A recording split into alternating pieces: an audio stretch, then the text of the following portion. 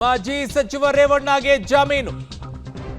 ಈಗ ಬರ್ತಾ ಇರುವಂತಹ ವರದಿ ಕೆಆರ್ ನಗರ ಕಿಡ್ನಾಪ್ ಕೇಸಲ್ಲಿ ಈಗ ಜಾಮೀನು ಮಂಜೂರಾಗಿದೆ. ಮಾಜಿ ಸಚಿವ ರೇವಣ್ಣಗೆ ಜಾಮೀನು ಮಂಜೂರಾಗಿದೆ. ಮೊದಲು 4 ದಿನ ಪೊಲೀಸ್ ಕಸ್ಟಡಿಯಲ್ಲಿದ್ರು, ಅದಾದ ನಂತರ 7 ದಿನ ನ್ಯಾಯಾಂಗ ಬಂಧನದಲ್ಲಿದ್ರು. ಈಗ ನ್ಯಾಯಾಂಗ ಬಂಧನದಲ್ಲಿದ್ದಂತಹ ಸಂದರ್ಭದಲ್ಲಿ ಜಾಮೀನು ಅರ್ಜಿಯನ್ನ ಸಲ್ಲಿಕೆಯನ್ನ ಮಾಡಿದ್ರು. ಈಗ ಜಾಮೀನು ಮಂಜೂರಾಗಿದೆ. ಕೆಆರ್ ನಗರ ಕಿಡ್ನಾಪ್ ಕೇಸಲ್ಲಿ ಈಗ ಜಾಮೀನು ಮಂಜೂರಾಗಿದೆ. 5 ಲಕ್ಷ ಬಾಂಡ್ ನೀಡಲು ಸೂಚನೆಯನ್ನ ಕೊಟ್ಟಿದ್ದಾರೆ. ಷರತ್ತುಗಳೇನಿದೆ ಜಾಮೀನಿನಲ್ಲಿ ಅನ್ನುವಂಥದ್ದನ್ನ ನೋಡಬೇಕಾಗಿದೆ. ಪ್ರಮುಖವಾಗಿ ಈಗ ಜಾಮೀನಿನಲ್ಲಿ ಸದ್ಯಕ್ಕೆ ಕೆಆರ್ ನಗರ ಕಿಡ್ನಾಪ್ ಕೇಸ್ನಲ್ಲಿ ಈಗ ಜಾಮೀನು ಸಿಕ್ಕಿದೆ HD ರೇವಣ್ಣ ಅವರಿಗೆ. ಮಾಜಿ ಸಚಿವ ರೇವಣ್ಣಗೆ ಫೈನಲಿ ಜಾಮೀನು ಈಗ ಸಿಕ್ಕಿದೆ. ಬಟ್ ಇವತ್ತು ಅವರು ಜೈಲಿನಿಂದ ಆಚೆ ಬರೋದು ಕಠಿಣ ಅಂತ ಕಾಣಿಸುತ್ತೆ, ಆಗೋದಿಲ್ಲ ಮೋಸ್ಟ್ಲಿ. 5 ಲಕ್ಷ ಬಾಂಡ್ ನೀಡಲು ಸೂಚನೆಯನ್ನ ನೀಡಲಾಗಿದೆ. ಇನ್ನು ಷರತ್ತುಗಳು ಏನೆಲ್ಲ ಇದೆ ಅನ್ನುವಂಥದ್ದು ಈಗ ನೋಡಬೇಕಾಗಿದೆ. ಷರತ್ತುಬದ್ಧವಾಗೇ ಇರುತ್ತೆ, ಹಾಗೆ ಜಾಮೀನನ್ನ ಮಂಜೂರು ಮಾಡೋದಿಲ್ಲ. ಷರತ್ತುಬದ್ಧ ಜಾಮೀನನ್ನ ಮಂಜೂರು ಮಾಡಿರ್ತಾರೆ. 5 ಲಕ್ಷ ಬಾಂಡ್ ನೀಡಲು ಈಗ ಸೂಚನೆಯನ್ನ ನೀಡಿದ್ದಾರೆ. ಬಾಂಡ್ ಕೊಡುವಂಥದ್ದು ಯಾರು? ಶ್ಯೂರಿಟಿಯನ್ನ ಕೊಡಬೇಕಾಗತ್ತೆ. ಸೊ ಷರತ್ತುಬದ್ಧ ಜಾಮೀನು ಈಗ ಮಂಜೂರಾಗಿದೆ.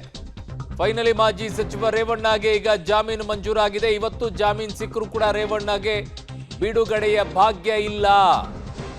ನಾಳೆ ಬೆಳಗ್ಗೆ ರೇವಣ್ಣ ಬಿಡುಗಡೆಯ ಸಾಧ್ಯತೆ ಇದೆ. ಕಾರಣ 7 ಗಂಟೆಯೊಳಗಡೆಗೆ ಜೈಲಿಗೆ ಆದೇಶವನ್ನ ಪ್ರತಿಯನ್ನ ತಲುಪಿಸಬೇಕಾಗುತ್ತೆ. 5 ಲಕ್ಷ ಬಾಂಡ್ ಅನ್ನ ಕೊಡಬೇಕಾಗುತ್ತೆ. ಅದಕ್ಕೆ ಶ್ಯೂರಿಟಿಯನ್ನ ಕೊಡಬೇಕಾಗತ್ತೆ. ಯಾರಾದ್ರೂ ಶ್ಯೂರಿಟಿ ಕೊಡುವಂತವ್ರು ಬೇಕಾಗತ್ತೆ.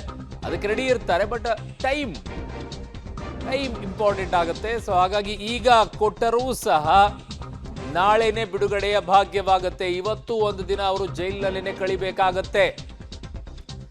ಮಾಜಿ ಸಚಿವ ರೇವಣ್ಣಗೆ ಜಾಮೀನು ಮಂಜೂರಾಗಿದೆ.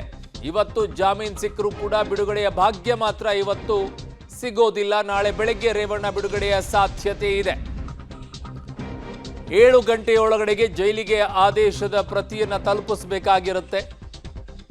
ಈಗ ಆದೇಶ ಬಂದಿರೋದ್ರಿಂದ ಕಷ್ಟ ಆಗತ್ತೆ. ಸೊ ಹಾಗಾಗಿ ಪ್ರೊಸೀಜರ್ಸ್ಗಳಿರುತ್ತೆ. ಶ್ಯೂರಿಟಿಯನ್ನು ಕೊಡಬೇಕಾಗತ್ತೆ. 5 ಲಕ್ಷ ಬಾಂಡನ್ನು ಕೊಡಬೇಕಾಗತ್ತೆ. ಹಲವು ಷರತ್ತುಗಳಿಗೆ ಒಪ್ಪಿಗೆಯನ್ನು ಕೊಡಬೇಕಾಗತ್ತೆ. ಅವೆಲ್ಲ ಆಗಬೇಕು ಅಂದರೆ ಸಮಯ ಅವಕಾಶ ಬೇಕಾಗತ್ತೆ. ಹಾಗಾಗಿ ಈಗ ಕೈಯಲ್ಲಿ ಮೆಮೊ ಕೊಡಲು ಕೋರ್ಟ್ ಒಪ್ಪಿಲ್ಲ. ನಾಳೆ ಜಾಮೀನು ಪ್ರತಿಯನ್ನು ತಲುಪಿದ ಬಳಿಕವಷ್ಟೇ ರೇವಣ್ಣಗೆ ಬಿಡುಗಡೆಯ ಭಾಗ್ಯ. ಮಾಜಿ ಸಚಿವ ರೇವಣ್ಣ ಅವರಿಗೆ ಈಗ ತಾತ್ಕಾಲಿಕವಾಗಿರುವಂಥ ರಿಲೀಫ್ ಅದು ಜಾಮೀನು ಮೂಲಕವಾಗಿ. ಕೈಯಲ್ಲಿ ಮೆಮೊ ಕೊಡೋಕೆ ಒಪ್ಪಲಿಲ್ಲ ಕೋರ್ಟಲ್ಲಿ.